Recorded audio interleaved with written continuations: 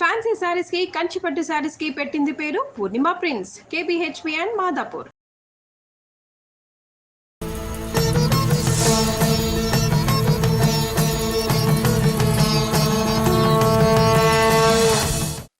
నమస్కారం. కార్తీక పురాణం 12వ రోజు పారాయణలోకి వచ్చాం. ఈరోజు క్షీరాబ్ది ద్వాదశి. స్వామివారు నిన్ను నిద్రలేచారు. ఈ ద్వాదశి నాడు ఏం చేయాలి? ఏకాదశి నాడు హరిబోధిని ఏకాదశి, ఉత్థాన ఏకాదశి పేర్లతోటి చెప్పుకున్న ఏకాదశి నాడు ఉపవాసం చేసి, ఏకాదశి నాటి రాత్రి ఒకవేళ మనకు అవకాశం ఉంటే కనుక తెల్లవార్లు నిద్ర లేకుండా కాలక్షేపం చేసి, తెల్లవార్లు ఉంటాం కదా, కొంతమంది ఉంటారు, అంటే ఇది ప్రత్యేకమైన రోజుల్లో ఉంటే మంచిది. అవకాశం ఉంటే కనుక ద్వాదశి నాడు ఉదయము మనం పారణ చేస్తాము. అయితే ద్వాదశి నాడు తులసీధాత్రి కళ్యాణం విధిగా చేయాలని చెప్తారు. తులసీధాత్రి కళ్యాణం అంటే తులసి చెట్టులోనే ఒక ఉసిరి చెట్టు, ఉసిరి కొమ్మని పాతి ఉసిరికి తులసికి వివాహం చేస్తారని చెప్తారు. ఈ తులసీధాత్రి కళ్యాణం ఎవరికి ఏది అవకాశం ఉంటే అది చేసుకుంటామండి. కళ్యాణంగా చేసేవాళ్ళు దేవాలయాల్లోనూ అక్కడ జరుగుతుంది. లేకపోతే మనం ఒక ఉసిరి చెట్టు ఉంటే దాని మొదట్లో ఒక తులసి చెట్టు కుండీని తీసుకెళ్ళి పెట్టి చేసుకోవచ్చు. ఎలా అవకాశం ఉంటే అట్లా చేయొచ్చు. అందరు సర్వులు ఈ రోజున దేవాలయ దర్శనం కానీ తులసీధాత్రి కళ్యాణం చేసిన సన్నివేశాన్ని కానీ చూస్తే సమస్త పాపాలు నశించిపోతాయని చెప్తారు. అవకాశాన్ని బట్టి నేను చేసుకోవటం, ద్వాదశి ఘడియలు దాటకుండానే పారణ చేయటం, అంటే ఏకాదశి ఉపవాసాన్ని విడవటం. ఉపవాసము జాగరణ ఎంత ముఖ్యమో పారణ అంత ముఖ్యం. ఈ పారణ ముఖ్యం అనే విషయాన్ని తెలియజేసేటువంటి అంబరీషోపాఖ్యానాన్ని ఈరోజు చెప్పుకుందాం. అత్రి మహాముని ఇలా చెప్తున్నారు. అగస్త్య, కార్తీక మాస శుక్ల ద్వాదశిని హరిబోధిని అంటారు. అంటే ఏకాదశి నాడు నిద్రలేస్తున్నాడు కదా ఆయన, హరిబోధిని ఈ రోజున ఆయన మెలకుగా ఉంటాడనమాట. ఈ ఒక్క పర్వతిథి వ్రతాచరణ చేస్తే అన్ని తీర్థాలలోనూ స్నానం చేసిన, అన్ని విధాలైన యజ్ఞాలను ఆచరించిన కలిగే ఎంత పుణ్యం కలుగుతుందో అంత పుణ్యం ప్రాప్తిస్తుంది. విష్ణువు పట్ల, ఏకాదశి పట్ల భక్తిని కలిగిస్తుంది. సూర్యచంద్ర గ్రహణ పర్వాల కంటే గొప్పది, ఏకాదశి కంటే 100 రెట్లు మహిమాన్వితమైంది అయినటువంటి ఈ ద్వాదశి నాడు ఏ పుణ్యం చేసినా పాపం చేసినా అది 1,000 రెట్లుగా పరిణమిస్తుంది. అంటే ఈ ద్వాదశి నాడు ఒకరికి అన్నదానం చేసినా 1,000 మందికి అన్నదానం చేసిన ఫలితం లభిస్తుంది. ఒక్క మెతుకు దొంగిలించిన 1,000 మెతుకులు దొంగిలించిన పాపం మన వెంట పడిపోతుందట. ఒకవేళ ఏ రోజుకైనా ద్వాదశి ఘడియలు తక్కువగా ఉన్న పక్షంలో ఆ స్వల్ప సమయమైనా పారణకు ఉపయోగించాలి. కానీ ద్వాదశి ఘడియలు దాటిన తర్వాత పారణ పనికిరాదు. పుణ్యాన్ని కోరేవారు ఎవరైనా సరే ఏ నియమాన్నైనా అతిక్రమించవచ్చు, కానీ ద్వాదశి పారణని మాత్రం విసర్జించకూడదు. ఏకాదశిని తిథి నాడు ఉపవాసం ఉండి మర్నాడు ద్వాదశి తిథి దాటిపోకుండా పారణ చేయాలి. ఈ పారాయణ అంటారండి. పారాయణము కాదు, పారణ. తద్వారా కలిగే శ్రేయస్సుని శేషసాయి చెప్పాలే కానీ శేషుడు కూడా చెప్పలేడు. ఇందుకు అంబరీషుని కథే ఉదాహరణ.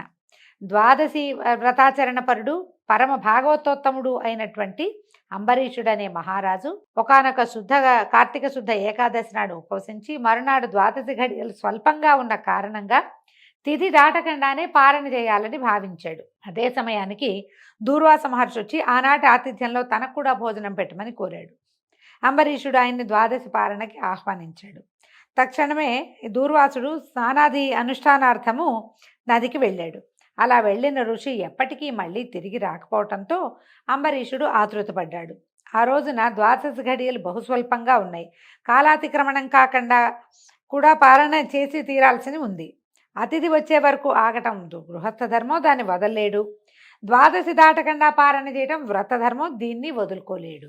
అదీ కాకుండా దీనికి ప్రత్యేక నియమాలు ఉన్నాయి. ద్వాదశి వ్రతాన్ని ఉల్లంఘించిన వాడు విష్ణు భక్తిని విసర్జించిన వాడు అవుతాడు.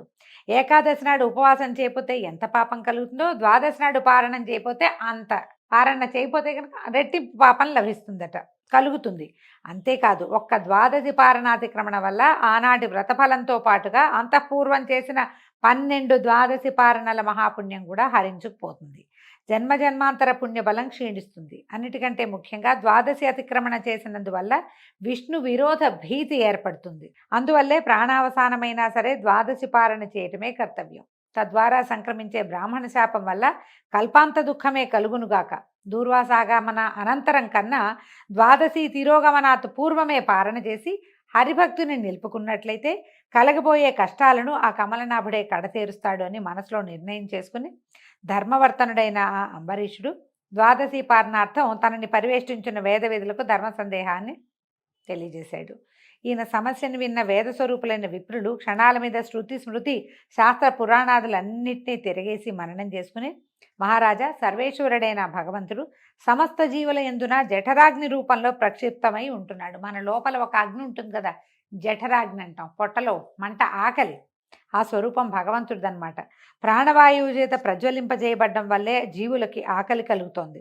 దాని తాపమే క్షుత్పిపాసా బాధగా చెప్పబడుతూ ఉంటుంది.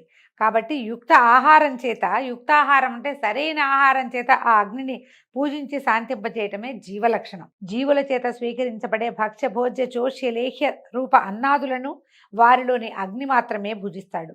జీవులందరిలోనూ ఉన్నటువంటి జఠరాగ్ని జగన్నాథ స్వరూపం. తన ఇంటికి వచ్చిన వాడు ఎవరైనా సరే, మన మతం కాదు, మన కులం కాదు, మన జాతి కాదు, మన వాడు కాదు, వాడెవడో అయినా సరే ఆ అతిథిని వదిలి గృహస్థుడు భోజనం చేయకూడదు. అటువంటి స్థితిలో బ్రాహ్మడే అతిథిగా వస్తే అతన్ని అసలు విసర్జించడం అధమాధమని వేరే చెప్పక్కర్లేదు కదా. పైగా నేనే స్వయంగా అయ్యా రండి భోజనానికి అని పిలిచాడు కదా ఈయన అంబరీషుడు దుర్వాసుని, భోంచేయండి మాతోటి అని. తనే పిలిచి తనతో పిలువబడిన బ్రాహ్మణుని కంటే ముందు తనే భోజనం చేయడం బ్రాహ్మణావమానం అవుతుంది. భూసురావమానం వల్ల ఆయుష్, ఐశ్వర్యము, కీర్తి, ధర్మము నశించిపోతాయి. మన సంకల్పాలు సైతము తిరోహితమైపోతాయి. బ్రాహ్మణుడు సర్వదేవతా స్వరూపుడుగా చెప్పబడి ఉండటం వల్ల బ్రాహ్మణావమానం సర్వదేవతలను అవమానించడంతో సమానం అవుతుంది. జాతి మాత్రం చేత బ్రాహ్మణుడు దేవతాతుల్యుడై ఉండగా కేవలము జన్మ వలననే కాక జ్ఞానం వలన, తపోమహిమ వలన శుద్ధరుద్ర స్వరూపుడుగా కీర్తించబడే దూర్వాసుని వంటి ఋషిని భోజనానికి పిలిచి ఆయన కంటే ముందే పారణ చేయటం ధర్మమని చెప్పడం సాధ్యం కాదు. కోపిష్టి అయిన ఋషి శపిస్తాడనే భయం పక్కకు పెట్టి బ్రాహ్మణాతిథి కంటే ముందు భోజనం చేయటం కుదరదు. కాకపోతే ఇందులో ఉన్నది ఏమిటి? ఓ ధరణీపాల, ద్వాదశి పారణాత్ పరిత్యాగం వల్ల తత్పూర్వదినమైన ఏకాదశి ఉపవాసానికి భంగం కలుగుతుంది. ఆ ఏకాదశి వ్రత భంగానికి ప్రాయశ్చిత్తమే లేదు. ఈ విధంగా బ్రాహ్మణాదితిని అతిక్రమించడం వల్ల జరిగే విప్రపరాభావానికి కూడా విరుగుడు. రెండూ సమానంగా ఉన్నాయి. ఆ పాపం ఈ పాపం, ఎగదీస్తే గోహత్య, దిగదీస్తే బ్రాహ్మణ హత్య, రెండు సమానంగా ఉన్నాయి. కాబట్టి పూర్వకర్మానుసారి అయి నీకు ఇప్పుడు రెండు పక్కల నుంచి కంఠపాస రజ్జువులాగా ఈ ధర్మ సంకటం ప్రాప్తించింది. రెండు పక్కల మెలిపెట్టుంది తాడు మెడకి. ఏ పక్కన మెలిపెట్టినా పోవటమే. అది ఎక్కడైనా సరే కంఠానికి తగిలించున్న తాడులాగా ఉంది. దూర్వాసుడు వచ్చే వరకు ఆగాలో లేదా ద్వాదశి ఘడియలు దాటిపోకుండా పాలన చేయాలో ఏదైనా నిశ్చయించి చెప్పడానికి మేము అశక్తులం. కాబట్టి ఆత్మబుద్ధి సుఖం చేయవా, సొంతంగా నిర్ణయించుకోండి. ఆత్మబుద్ధి సుఖం చేయవ, నేనే డిసైడ్ చేసుకున్నా. వాడు ఎవడైనా చెప్పాడితే వాళ్ళు చెప్పారు కాబట్టి చేశాము అనిపిస్తుంటుంది. మనంతటా మనమే డిసైడ్ చేసుకుంటే ఏ బాధ లేదు. ఎప్పుడు కూడా ఆత్మబుద్ధి సుఖం చేయవా సూత్రం వలన భగవంతుడి మీద భారం వేసి నీ బుద్ధికి తోచింది నువ్వు చెయ్యి. ఒకవేళ ఏదైనా శాపం కనుక పరిణమించిందనుకో, అప్పుడు మా వల్లే అనిపిస్తుంది. పోనీ శాపాన్ని తప్పించుకుని భగవద్ అపరాధం అది మా వల్ల అవుతుంది, మా వల్ల అవ్వకూడదు, నువ్వు చేసుకో ఏదైనా అనేసరికల్ ఈయన బాగా ఆలోచించి ఈయన ఏమన్నాడు, బ్రాహ్మణ శాపం కంటే విష్ణు భక్తిని వీడనాడటమే తప్పు, అది ఎక్కువ కష్టం అనుకోగానే అప్పుడు ఏమైందట, ఆ పూజాస్థానంలో యంత్రాన్ని ఆవహించి ఉన్నటువంటి ఇది పెద్దగా విశేషంగా ఏం జరగలేదు అని ఈయన ఏం చేశాడు, అంబరీషుడు 3 ఉద్ధరణ ఒక ఉద్ధరణ తీర్థాన్ని తీసుకున్నాడు. అంటే అప్పటిదాకా జలం కూడా లేకుండా ఏకాదశి ఉపవాసం చేశాడు ఆయన. మంచినీళ్ళు కూడా పుచ్చుకోలే పాపం, నిర్జల ఉపవాసం చేశాడు. జలం తీసుకుంటే తిన్నట్టు కాదు, పారణ అతిక్రమించినట్లు కాదని ఆయన ఏం చేశాడు, తీర్థం తీసుకున్నాడు. ఎప్పుడైతే ఈ తీర్థం తీసుకున్నాడో అప్పుడు ఈయన దూర్వాసుడు వచ్చేసాడు. రావటం ఏమిటి, అవురవరా నన్ను పిలిచి నువ్వు పారణ చేస్తావా, గడియలు అతిక్రమించకుండా పారణ చేశానట్లా నీళ్లు తీసుకున్నాను అని అంబరీషుడు చెప్పేసరికి ఏమైనా సరే దూర్వాసుడు శాంతించలేదు. తీవ్రమైన కోపం వచ్చింది, విపరీతమైన కోపం వచ్చింది. ఇక చెడామడా నోటికొచ్చిన మాటలు అనేశాడు. ఏమంటారు, నువ్వు అధర్మ బుద్ధితో చేసావు, ఇది ఏం చేయాలి, తిరస్కరించటం, మదం చేత పురోహితుని తిరస్కరించినట్టుగా తిరస్కరించావు. నువ్వు ఇది భక్తి, ఇది నీకు హరిదేవుడు ఎట్లా అవుతాడు, నువ్వు బ్రాహ్మణ భక్తి లేనివాడు హరిభక్తి ఉన్నట్టు కాదు, ఇది ఉంటేనే అది ఉన్నట్టు. నువ్వు చాలా పొరపాటు చేసావు. పైగా నువ్వు ఏం చేసావు, అన్నానికి బదులు అంటే అన్నానికి ప్రతినిధి జలం, ఆ జలాన్ని తీసుకున్నావు కాబట్టి ఇక నువ్వు ఎన్ని రకాలైన అయిపోతావన్నాడు. ఈ అంబరీషుడు బెదిరిపోయాడు. చాలా కంగారు పడిపోయాడు. దుఃఖంతో ఏమన్నాడు, నేను పాపుణ్ణి, పాపకర్మణ్ణి, పాప మానసుణ్ణి, నేను శరణ్ వేడుతున్నాను, నన్ను రక్షించు, నేను ధర్మ మార్గం తెలియక పాపం అనే బురదలో పడి దుఃఖిస్తున్నాను, నేను శరణ్ వేడుతున్నాను, నన్ను రక్షించు, క్షత్రియుణ్ణి, పాపాలు చేశాను, నువ్వు బ్రాహ్మణుడివి, శాంతి రూపుడివి, నన్ను రక్షించమని అనేసరికల్లా బ్రాహ్మణులు క్షమాయుక్తులుగా ఉంటారు, పరమశాంతులు కదా, నువ్వు పరమశాంత స్వరూపుడివి, శుద్ధ స్వరూపుడివి, శుద్ధ రుద్ర స్వరూపుడివి, నన్ను రక్షించు అని ఈయన పాదాలు పట్టుకునేసరికల్లా, ఇక నువ్వు బ్రాహ్మణ అతిథిని వదిలి భుజించావు కాబట్టి నువ్వు ఇంకా బ్రాహ్మణ ద్వేషివి ఇంకా ఆయన ఇంకా తిట్టేస్తున్నాడు. తిట్టేసరికల్లా ఈయనకి ఏమంది, దూర్వాసుడు పిచ్చి కోపం వచ్చేసింది ఆయనకి. ఆ కోపిష్టివాడు అయ్యేసరికల్లా ఈయన ఏమన్నాడు, ఈయన పాదాల మీద పడి ప్రార్థిస్తుంటే ఎడంకాలతో తన్నేట్టు ఇలా ఏమన్నాడు, నేను దయగలవాడని కాను, నాకు శాంతి లేదు, ఓర్పు లేని వారికి ఆలయమైంది కనుక ఆ దూర్వాసుడు శాంతి లేని వాడని తెలుసుకో, నాకు శాంతమే లేదనేశాడు. ఇతర మునీశ్వర్లందరూ కోపితులై తిరిగి ప్రార్థించినడల శాంతులగుదురు, కానీ నేను కోపం వచ్చిందో, నాకు కోపం తెప్పించిన వాడికి కఠినమైన శాపం ఇవ్వకపోతే నేను శాంతించను అని అంబరీషుడికి శపించాడు. శపించి ఈయనేం చేశాడు, 10 రకాల జన్మలెత్తు నువ్వు అన్నాడు. ఈ 10 రకాలు ఏం చెప్పాడు, మత్స్యము, కూర్మము, వరాహము, వామనుడు, వికృతముఖుడు, బ్రాహ్మణుడైన క్రూరుడు, క్షత్రియుడైన జ్ఞానశూన్యుడు, క్షత్రియుడై రాజ్యాధికారి కానివాడు, దురాచారుడు, పాషండ మార్గవేది, బ్రాహ్మణుడై రాజ్యాధికారి కానివాడు. అయితే ఇలా రకరకాలుగా నువ్వు శాస్త్రార్థ వేదన గనక నాకంటే ముందు నువ్వు జలంపారణ చేసినందుకు ఇన్ని రకాలుగా జన్మించు. ఈ 10లో ఒక్కటి కూడా గర్వం పొందగలిగే జన్మ లేదు. గర్వించిన వాడికి నువ్వు గర్వించావు, నేను రాజునని, నాకంటే గొప్పవాడిని భావించి నువ్వు నీళ్లు తాగావు, కాబట్టి ఏ గర్వము పొందలేని, గొప్పగా చెప్పుకోలేని అవమానకరమైన జన్మల్ని పొందమని శపించాడు. శపించేసరికల్లా ఏమైంది, ఇంతలో భగవంతుడు అంబరీషుని హృదయస్థుడుగా ఉన్నాడు. ప్రతి మనిషిలోనూ భగవంతుడే కొలువై ఉంటాడండి. మానవుల శరీరాల లోపల మంత్రపుష్పం చదువుతున్నప్పుడు తెలుస్తుంది, మన హృదయానికి కింద ఒక జ్యోతి వెలుగుతూ ఉంటుంది. నీలతో యద మధ్యస్థ విద్యుల్లేఖేవ భాస్వర అంటారు. అతను ఒక విద్యుల్లేఖ మెరుపులాగా ఒక నీలం రంగు తోయదం అంటే ఒక కమల పుష్పం ఉంటుందట, తామర పువ్వు, దాంట్లో వెలుగుతూ ఉంటాడు. కిందకి ఉండి పైకి వెలుగుతూ ఉంటాడు భగవంతుడు. ఆ స్వరూపంలో ఆయన ఉన్నంత వరకే మనం జీవించి ఉంటాం. అయితే ఈ అంబరీషుడు హృదయంలో సాక్షాత్ విష్ణువే కొలువై ఉన్నాడు. ఎప్పుడైతే ఈయన తిట్టేస్తున్నాడు, కింద పడిపోగానే అంబరీషుడు స్పృహ తప్పిపోతే విష్ణువు ఆ 10 జన్మలని శిరసావహించాడు, తను తీసుకున్నాడు. బ్రాహ్మణ వాక్యం సత్యం చేయాలి ఒకటి, తన భక్తుణ్ణి రక్షించటం కోసం 10 తీసేసుకున్నాడు, 10 జన్మలు తీసుకున్నాడు. తీసుకున్న తర్వాత ఏమన్నాడు, తన సుదర్శన ఆయుధానికి ఆజ్ఞిచ్చాడు, నా భక్తుణ్ణి రక్షించు అని. అక్కడి నుంచి ఎప్పుడైతే సుదర్శనుడు ఆజ్ఞాపించబడిన మరుక్షణం పనిచేస్తాడట. అందుకని మన చూడండి, సుదర్శన ఆయుధానికి సంబంధించిన స్తోత్రాలు ఏమైనా చదివితే వెంటనే వాన ఆగుతుందని చెప్తారు. మన కాగల పని ఆగిపోతే అది పని అవుతుంది, అలాంటిది చెప్తారు. ఆజ్ఞ అంటే చాలు స్వామి తయారైపోతాడనమాట సుదర్శనుడు. ఎప్పుడైతే ఇలాగా ఆజ్ఞిచ్చాడో వెంటనే అక్కడ పూజాస్థానంలో ఉన్న యంత్రాన్ని ఆవహించి జగదేక శరణ్యము, జగదేక భీకరము అయినటువంటి సుదర్శన చక్రం రివ్వున లేచిందట. ఆయన స్వామి దగ్గర నుంచి రాలా, అక్కడ బోల్డంత పూజా విధానం బోల్డంత జరుగుతోంది కదా. ఒక పీఠం ఉంది, పూజాపీఠంలో యంత్రం ఒకటి ఉంది, సుదర్శన యంత్రం. ఆ యంత్రాన్ని ఆవహించాడు సుదర్శనుడు. ఆవహించడం కానీ అది వెంటనే యంత్రం లేచి దానికి అన్ని 1000 పళ్ళతోటి వచ్చేసిందట. అది గుండ్రంగా తిరుగుతూ ఈయన వీధికి వచ్చేసేసింది. వచ్చేసరికల్లా అచేతనాలైన పూజిత సంజ్ఞల్లోంచి, అసలు ఏ కదలిక లేని పూజ చేయబడుతున్నటువంటి విగ్రహాల మధ్యలోంచి జడమైన ఆ విష్ణు చక్రం దివ్యకాంతి ప్రభాశోభితమై తన వంకగా కదిలి రావడం చూడగానే దూర్వాసుడు తుళ్ళిపడ్డాట. శాపాలు ఇచ్చాడు. పైగా ఏం చేశాడు, ఈ శాపంతో ఆయన ఇన్ని శాపాలు ఇచ్చి జట పెరికి తన జుట్టులోంచి, తన జటలోంచి పిరికి కృత్య అనే ఒక రాక్షసుని సృష్టించాట. ఆ కృత్య అంబరీషుడి వైపుకి వచ్చింది. అంబరీషుడు ఒక రకమైన మూర్ఛ స్థితిలో ఉన్నాడు. ఎప్పుడైతే అంబరీషుడి వైపుకి ఈ కృత్య వచ్చిందో ఈ సుదర్శన ఆయుధం లేచేసింది. ఈ పూజకు పెట్టిన ప్రతిమల్లోంచి రివ్వుమని లేవటం ఏమిటి, 1000 పళ్ళుంటాయట సుదర్శన చక్రానికి. వరలలోంచి మంటలు వస్తూ గుండ్రంగా తిరుగుతూ ముందు ఈ కృత్యని సంహరించి దూర్వాసుడి వైపుగా కదిలింది. అది చూసేసరికి తుళ్ళి పడిపోయాడు. చక్రాన్ని చిక్కకూడదని పరిగెత్తాడు ఆయన. భూచక్రం అంతా కూడా క్షణాల మీద పరిభ్రమించాడు. అయినా సుదర్శనం అతగాడిని తరుముతూనే ఉంది. భీతావహుడైన ఆ దూర్వాసుడు వశిష్ఠాది బ్రహ్మర్షులను, ఇంద్రాది దిక్పాలకుల్ని, చివరికి శివబ్రహ్మల్ని కూడా శరణు కోరాడు. కానీ అతని వెనకాలే విహ్వల మహాగ్నిజ్వాలాయుతంగా వస్తున్న విష్ణు చక్రాన్ని చూసి ఎవరికి వాళ్లే తప్పుకున్నారు తప్ప తెగించి ఎవరు అభయాన్ని ఇవ్వలేదట. ఈ విధంగా ప్రాణభీతుడైన దూర్వాసుడు సంభవిత లోకాలన్నీ సంచరించి చివరిగా చక్రపాణి అయిన విష్ణులోకాన్ని చేరాడు. బతిమలాడాడు. కోటి సూర్యులతో సమానమైన కాంతిని వేడిని కలిగిన నీ సుదర్శన చక్రం నన్ను చంపడానికి వస్తోంది.